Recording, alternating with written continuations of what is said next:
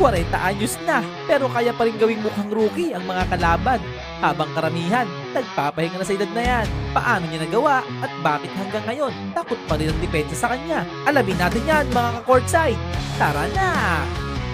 Jason Castro, alamat na totoo. Sa PBA history, pangalan niya'y panalo. 10,000 points, hindi basta-basta. Haligi ng TNT, tunay na alamat na. Mula rookie noon hanggang veteranong astig. Sa bawat crossover, depensa'y napapahigpit. 17 seasons, hindi kailanman umurong. Kahit malapit ng mag-40, laro niya'y umaarangkada pa rin ng todo-todo. Tinaya noon ni Chot ang malaking desisyon. Jay Washington, kapalit para sa bagong misyon.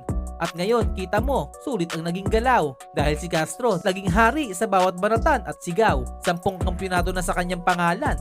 Finals MVP pa, hindi lang minsanan. Best Player Awards at Mythical First Team. Sa Gilas Pilipinas, isa ring matinding dream team. Sa free throw line niya, tinapos ang milestone. 10,000 points, isa na namang history shown.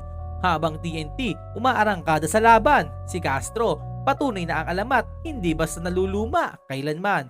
Mga courtside, kung idol nyo si Castro na walang kupas, like, subscribe at ishare nyo na ang malupit at wagas para sa latest PBA updates at basketball na tunay na angas. Dito lang tayo mga idol, solid na solid, hanggang wakas.